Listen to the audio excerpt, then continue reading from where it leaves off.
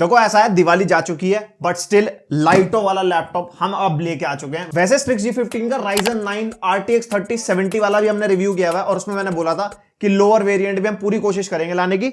ले आए फिर, और पूरी वीडियो को जहां स्किप करना कर लेना, कंक्लूजन वाला पार्ट स्किप मत करना। उसमें बहुत सारे सवालों के जवाब वही देता हूं मैं जो तुम कमेंट में बार बार पूछते हो। और कुछ वीडियोस में तो ऐसा भी है जिसमें सवाल का जवाब दिया हुआ स्टिल तब भी वही पूछे जा रही है, यानी कि पूरी वीडियो नहीं देखते हो तुम भाई। पूरी या तो वीडियो देख लो या कंक्लूजन वाला पार्ट जरूर देख लेना। बाकी डब्बा खोल लेते हैं। ओह भारी भारी बक्स से, ये मेरे को बहुत अच्छी चीज लगती है एसूस टफ वाली सीरीज में और ROG में। जैसे हम डब्बा खोलते हैं लैपटॉप पचक करके बाहर आ जाता है। ये हमारा सुंदर सा लैपटॉप निकल चुका है। इलेक्ट्रो पंक वाला कलर है इसके अंदर, बहुत सारे पैटर्न वैटर्न से बने हुए हैं, अभी आगे दिखाता हूं आपको। और जैसे कि बड़ा सा डब्बा है तो इसमें काफी सारी चीजें मिल जाएंगी आपको इस वाले वेरिएंट में स्पेसिफिकली। एक तो आसूस की तरफ से बढ़िया सा मिल जाएगा माउस पैड यहाँ पे फुल साइज वाला, और जब माउस पैड दिया है तो एक माउस भी मिल जाएगा आसूस ROG वाला ही आपको, और थोड़ी बहुत पुस्तकें मिल जाती है इसके अंदर, और एक निकलती है पावर कॉर्ड, और एक हमारा 200 वॉट का पावर अडाप्टर। देखो लैपटॉप का रिव्यू है तो मेरे से माउस और माउस पैड का रिव्यू मतलब मत मांगना इस वीडियो में, वो डेडिकेटेडली दिखाने लगा तो ये मिस हो जाएगा, वीडियो बहुत लंबी हो जाएगी, इसलिए सीधा लैपटॉप पे बढ़ते हैं। सबसे पहले स्पेसिफिकेशन बता दूं आपको। Ryzen 7 4800H प्रोसेसर जो है 8 कोर 16 थ्रेड्स वाला। RTX 3050 आपको इसके अंदर मिलता है 95 वॉट TGP के साथ। इस पे थोड़ा सा ध्यान देना, 3050 है पर 95 वॉट TGP वाला है हाईएस्ट, इससे ऊपर कोई 3050 नहीं है। 8GB आपको रैम मिलती है इसके अंदर 32 मेगाहर्ट्ज क्लॉक स्पीड वाली, और ये वाला जो वेरिएंट है ये 512GB SSD वाला वेरिएंट है, Wi-Fi 6 है और ब्लूटूथ वर्जन 5.1। तो जब हमने टफ A15 RTX 3050 का रिव्यू किया था तब सबसे ज्यादा लोगों ने मुझे बोला कि ये वाला रिव्यू करो, उससे बेटर है या नहीं है। ऑब्वियसली स्पेसिफिकेशन से पता लग गया होगा। उसके अंदर 75 वॉट है, 60 + 15 आई थिंक, और शायद 70 + 5 जो टर्बो बूस्ट है।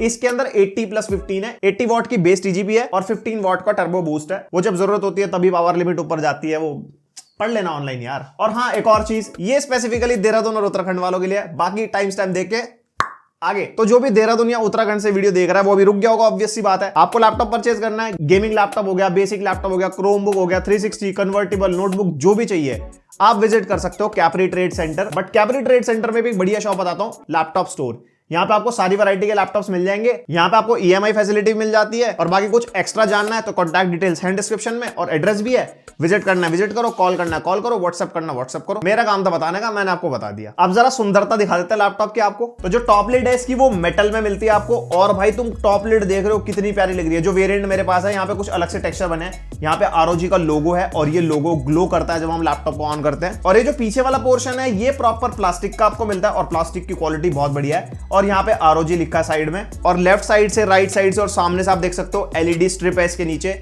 ये LED स्ट्रिप कस्टमाइजेबल है, डिफरेंट कलर्स आप इसके अंदर चेंज कर सकते हो इसके आर्मरी क्रिएट सॉफ्टवेयर से। और भाई बहुत ही प्यारी लुक देता है जब ये लैपटॉप आप ऑन करते हो। और इंटीरियर सारा का सारा यहाँ पे प्लास्टिक का है, और इस वाले वेरिएंट में आप देख सकते हो एक बढ़िया सा टेक्सचर बना है यहाँ पे कीबोर्ड के आधे फ्रेम पे, और आधा बिल्कुल प्लेन है। और बैक से भी सारा प्लास्टिक का है, और प्लास्टिक की क्वालिटी भाई बहुत ही जबरदस्त है। और यहाँ पे ऊपर लिखा है फॉर दोज हु डेयर, हिम्मत है खरीदने की खरीद लो फिर। और हाँ हिम्मत से हद है, इस लैपटॉप का जो प्राइस है वो 92,000 चल रहा है इस टाइम पे फ्लिपकार्ट पे 1TB SSD वाले का। तो ये वाला वेरिएंट मोस्ट प्रोबेबली 88-85 अप्रॉक्स होना चाहिए। सेल में काफी सस्ता मिला था, शायद 78-79 का मिला था। वो प्राइस अब तो मुश्किल ही मिलेगा। अगर सेम उसी प्राइस में मिल गया तो आपकी किस्मत है, डिस्क्रिप्शन में लिंक है, चेक कर लेना वीडियो के बाद। और टॉप लिड फ्लेक्स अगर देखते हैं तो थोड़ा सा टॉप लिड फ्लेक्स आपको मिल जाता है इसके अंदर। और बात आती है कीबोर्ड फ्लेक्स की, तो कीबोर्ड फ्लेक्स इसके अंदर इतना ज्यादा नहीं है। और जब भी कोई लैपटॉप आता है ना मेरे पास जिसमें मतलब बहुत सारे सवाल होते हैं, बहुत सारी टेस्टिंग होती है, तो मैं इंस्टा पे स्टोरी जरूर डालता हूँ। उसमें तुमने सवाल पूछे थे, उसमें से एक सवाल था हिंजेस को लेके, और हिंजेस आप खुद अपने सामने देख सकते हो काफी ज्यादा स्टेबल है इसके। और इस लैपटॉप का जो वेट है वो 2.1 kg है। बात आती है अगर पोर्ट्स की, लेफ्ट साइड में आपको 2 USB 3.2 Gen 1 टाइप A वाले पोर्ट मिलते हैं, एक हेडफोन माइक जैक का कॉम्बो। और राइट साइड में इसमें कुछ नहीं है, राइट साइड एकदम बंद है। बाकी के पोर्ट्स इसमें पीछे मिल जाते हैं आपको। लेफ्ट से शुरू करते हैं, एक USB 3.2 Gen 1 type A port, एक USB 3.2 Gen 2 type C port, एक HDMI 2.0 का पोर्ट, एक RJ45 LAN पोर्ट, और एक पावर इनपुट पोर्ट। और इसका जो टाइप C है वो डिस्प्ले आउटपुट भी देता है और पावर डिलीवरी वाला भी है, पर कितने वॉट पावर डिलीवरी वो सपोर्ट करता है वो कहीं पे मेंशन नहीं है, तो मुझे नहीं पता उसके बारे में। और जब डिस्प्ले आउटपुट की बात हो ही गई है तो टाइप सी का जो आउटपुट है वो RTX 3050 से है,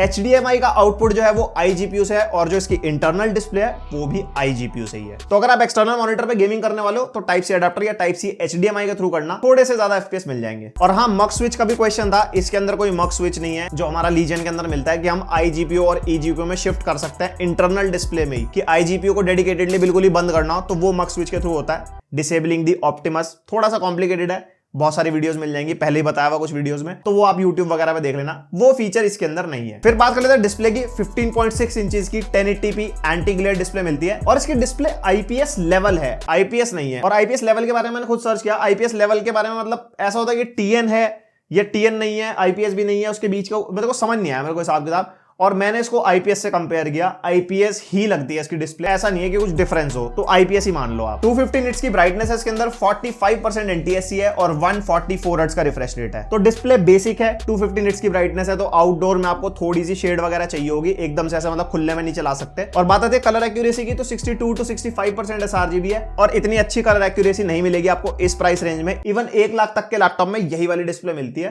तो इसी से काम चलाना पड़ेगा। फिर आते हैं कीबोर्ड पे। कीबोर्ड के अंदर आपको फुल साइज वाला नहीं मिलेगा, नमपैड नहीं है और 4 जोन RGB कीबोर्ड है और कीबोर्ड का टाइपिंग एक्सपीरियंस वैसा ही है जैसा एक लैपटॉप के कीबोर्ड से होता है। ऊपर आपको डेडिकेटेड हॉट कीज मिलती हैं, वॉल्यूम बटन की, म्यूट बटन की, यहाँ पे आप इसके मोड चेंज कर सकते हो, परफॉर्मेंस, टर्बो, साइलेंट वगैरह में। और यहाँ पे एक आर्मरी क्रिएट का बटन मिल जाएगा जिससे आप डायरेक्टली आर्मरी क्रिएट सॉफ्टवेयर खोल सकते हो। और आर्मरी क्रिएट सॉफ्टवेयर के बारे में इस वीडियो में नहीं बताऊंगा, बेफालतू में लंबी हो जाती है, पहले टफ और ROG की सब वीडियो में बता रखा है, इसमें छोड़ देते हैं। और उसके बाद आता है track pad. Track pad rectangular shape में है, काफी बड़ा ट्रैक पैड है और फुल क्लिकेबल ट्रैक पैड है, कोई नीचे डेडिकेटेड माउस बटन्स नहीं है और ट्रैक पैड का एक्सपीरियंस भी मेरा अच्छा रहा। और इसके जो कीबोर्ड की RGB है और जो इसकी स्ट्रिप की RGB है, ये दोनों आर्मरी ग्रेड में एक साथ ही चेंज होती है, कुछ डेडिकेटेडली नहीं होता, जो आप एक कलर करोगे वो दोनों में एक जैसा हो जाएगा। अब जरा ध्वनि की बात कर लेते हैं, आवाजों की। आप एक स्पीकर सैंपल सुन लो, उसके बाद मैं अपना एक्सपीरियंस शेयर करता हूं।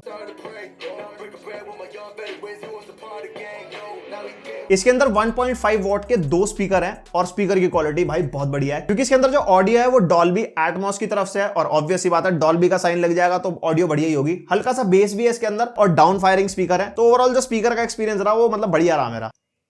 क्या वेट कर रहे हो वेबकैम का? है नहीं भाई, वेबकैम नहीं है इसके अंदर। बस ROG सीरीज के अंदर यही ड्रॉबैक है, वेबकैम नहीं है। और जो ये वाला वेरिएंट है, जो सस्ते वाले वेरिएंट है, इनके बॉक्स में वेबकैम नहीं आता। अगर आप एक्सपेंसिव वाला लेते हो उसके बॉक्स में आपको वेबकैम मिल जाएगा एक्सटर्नल, इसमें नहीं है, अलग से खरीदना पड़ेगा, ड्रॉबैक। अब जाओ इधर से उधर उठाने वाली चीज लेते हो तो बैटरी बैकअप आप देखोगे कि हाँ बैटरी बैकअप कितना देगा। इसको मैंने चेक किया था 60 हर्ट्ज रिफ्रेश रेट पे और बेस्ट बैटरी लाइफ वाले मोड पे कर दिया था और स्क्रीन ब्राइटनेस 50%, कीबोर्ड की लाइट है ऑफ। उसके अंदर मैंने बेसिक यूसेज करी थी, इंटरनेट सर्फिंग, यूट्यूब वगैरह। उसके अंदर मेरे को मिला था 4.5 से लेके 5 घंटे का बैकअप और इसके अंदर 90 वॉट आवर की बैटरी है, जैसे आपको टफ A15 में मिलती है, उसके अंदर भी वही बैकअप मिलता है, इसके अंदर भी सेम बैकअप मिलता है, जैसी यूसेज मैंने बताई उस पे। मतलब ये मत कहना कि भैया हमारा लैपटॉप तो दे नहीं रहा, हमने तो ये कर दो, नहीं।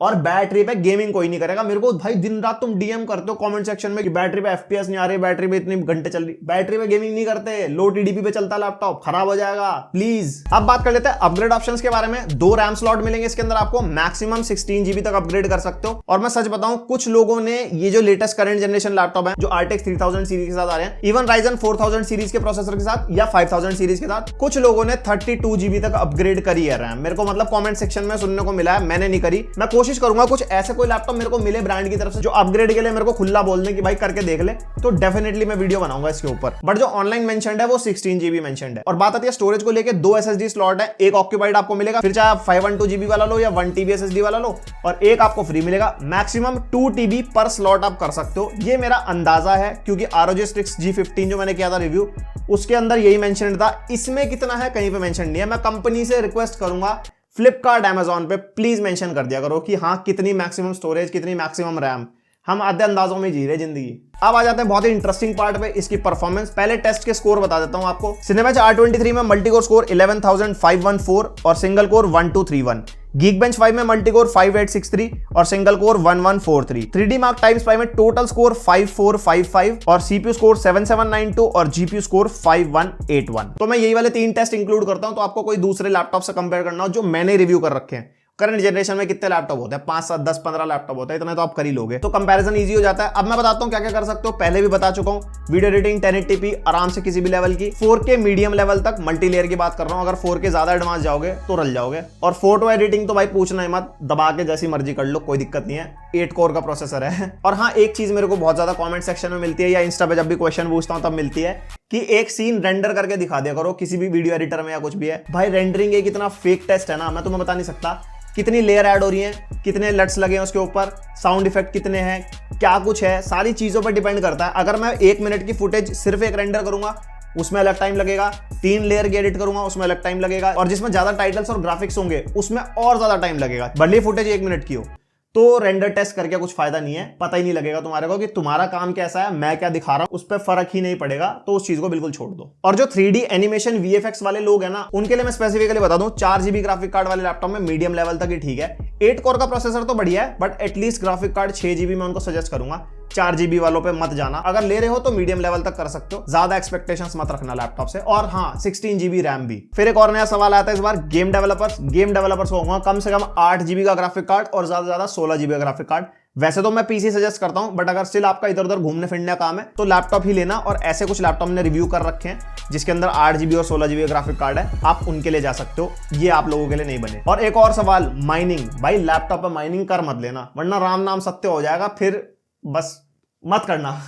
अब करते हैं गेमिंग टेस्ट, उसके बाद बात करते हैं कंक्लूजन की और आपके सवालों की। जैसे कि लास्ट वीडियो में बोला था वैलोरेंट टेस्ट नहीं करूंगा, बट मुझे बहुत कमेंट मिले कि वैलोरेंट मत हटाना, तो हाई सेटिंग्स में यहाँ पे हम टेस्ट कर रहे हैं ऑब्वियसली। और यहाँ पे हाई सेटिंग्स में हमारे को 100+ FPS मिल रहे हैं, 110, 120 और इतने ही एक्सपेक्टेड थे। और भाई बात आती है CPU टेम्परेचर या थर्मल्स को लेके, तो अब तो सर्दियां शुरू हो चुकी है। स्पेसिफिकली मेरे शहर में तो आप देख सकते हो रूम टेम्परेचर 22.5 है इस टाइम पे, उसके हिसाब से 60 to 70 डिग्रीज रूम टेम्परेचर जा रहा है। तो थर्मल्स के बारे में मैं कुछ बोल नहीं पाऊंगा। और बात आती है परफॉर्मेंस को लेके, तो परफॉर्मेंस डेफिनेटली इंक्रीज होगी अगर आप 16GB रैम करवाओगे, क्योंकि ये Ryzen 7 है 8 कोर वाला। 16GB रैम डेफिनेटली करवा लेना अगर लैपटॉप ये वाला परचेज करने वाले हो, इससे भी तगड़ी परफॉर्मेंस मिल जाएगी आपको, मैं सच बता रहा हूं। फिर यहाँ पे हम टेस्ट करें call of duty Warzone. Default setting रखी है मैंने, जो सिस्टम खुद से उठा लेता है, और DLSS को मैंने बैलेंस पे रखा है यहाँ पे। और उसके बाद आप परफॉर्मेंस देख सकते हो 90+ FPS। तो भाई परफॉर्मेंस के मामले में ऑब्वियसली बढ़िया है लैपटॉप। अब इसका जो 3050 है वो 95 वॉट TGP वाला है, और ये वाला थोड़ा ग्राफिक्स डिमांडिंग गेम है। यहाँ पे भी मैक्सिमम 72 to 75 वॉट ये कंज्यूम कर रहा है। तो बेसिकली अभी तक हमारा टर्बो बूस्ट पहुंच ही नहीं पाया, क्योंकि इसका जो नॉर्मल बूस्ट है वो 80 वॉट है और जो टर्बो बूस्ट है वो 95 वॉट है। तो टर्बो बूस्ट तक तो अभी पहुंच नहीं पाया। अभी आगे गेम टेस्ट करते हैं, देखते हैं उसके अंदर पहुंचेगा नहीं पहुंचेगा। और CPU टेम्परेचर ऑब्वियस सी बात है 70-80 रहने वाले हैं। और हाँ, अगर गर्मियां होंगी तो डेफिनेटली 85+ तो चला जाएगा, मैं इससे अंदाजा लगा सकता हूं इसका। फिर यहाँ पे हम टेस्ट करें रेड डेड रिडेम्पशन 2, और ये बैलेंस्ड प्रीसेट पे है। बैलेंस प्रीसेट जो 50% वाला है, जो प्रीसेट बार आती है आप यहाँ पे देख सकते हो। और DLSS मैंने यहाँ पे रखा था ऑटो मोड पे, और सरप्राइजिंगली परफॉर्मेंस काफी अच्छी निकल गया है रेड डेड रिडेम्पशन 2 में। 60 अप्रॉक्स FPS हमारे को यहाँ पे कांस्टेंट मिल रहे थे, समटाइम्स 55 to 58, तो मतलब 60 FPS मान सकते हैं। और यहाँ पे CPU टेम्परेचर थोड़े से ज्यादा जा रहे थे, और अगर गर्मी होंगी तो लगभग 90-92 ये चले जाएंगे। और बात आती है इसकी वॉटेज की, तो यहाँ पे भी 80 वॉट तक मैक्सिमम ये बूस्ट ले गया था इसके जो ग्राफिक्स कार्ड का है। तो जितने भी 3050 है 60 वॉट वाले या 75 वॉट वाले, उनसे ये बेटर परफॉर्म कर रहा है ऑब्वियसली। और अगर आप कंपेयर करने वाले हो दूसरे लैपटॉप्स के गेम प्ले से, तो ध्यान रखना सेटिंग्स जरूर देख लेना, क्योंकि सेटिंग्स में डिफरेंस हो सकता है, उससे फिर आप इक्वल कंपैरिजन नहीं कर पाओगे। Then we tested Assassin's Creed Valhalla on medium preset, और यहाँ पे भी हमारे को कांस्टेंट 60 to 65 FPS यहाँ पे मिल रहे हैं। और यही अगर हम 16GB रैम लगा देंगे इसके अंदर, तो भाई तहल का परफॉर्मेंस देगा लैपटॉप। फिर यहाँ पे हम टेस्ट करें GTA 5 ऑन रिकमेंडेड सेटिंग, जो ये अपने आप से उठा लेता है हाई और वेरी हाई का मिक्सचर। और यहाँ पे GTA 5 के अंदर हमारे को 80-90 एवरेज FPS मिल रहे हैं विद इन सिटी। तो यार लैपटॉप की ओवरऑल परफॉर्मेंस बहुत बढ़िया है। अगर 95 वॉट वाले 3050 के हिसाब से अगर देखते हैं, तो दूसरे लैपटॉप से ऑब्वियसली बेटर परफॉर्म कर रहा है। और फिर से यही बोलता हूं कि Ryzen 7 है,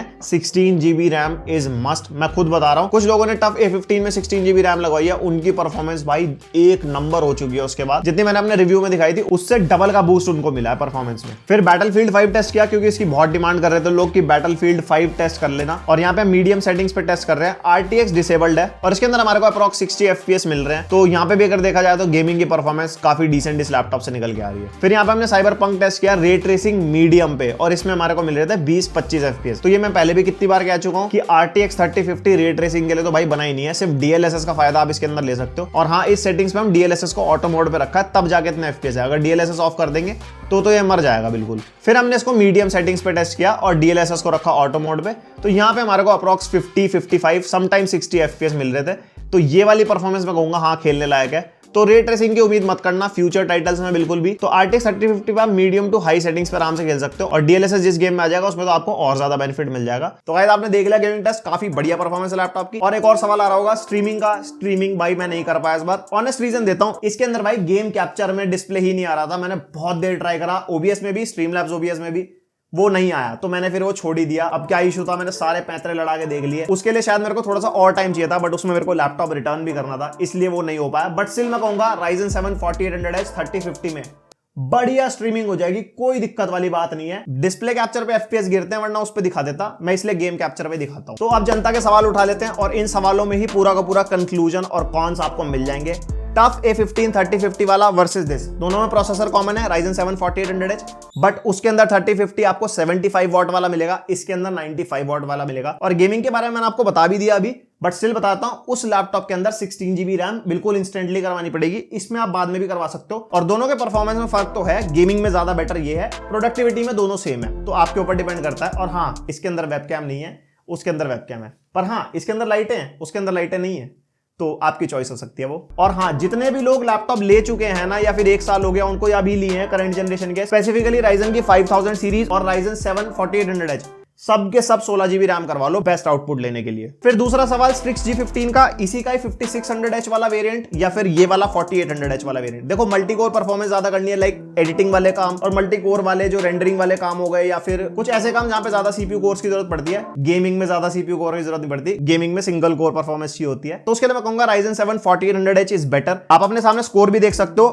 10% का बूस्ट मिलेगा आपको 4800H में 5600H से अगर हम कंपेयर करते हैं तो यहाँ पे आप कोई भी लैपटॉप चूज करो, दोनों के बारे में मैंने आपको बता दिया। और प्रोसेसर कंपैरिजन में Ryzen 7 4800H versus Ryzen 7 5800H, तो इसके अंदर भी डिफरेंस आपको मिलेगा, 13% का बूस्ट मिलता है, आप अपने सामने देख ही सकते हो।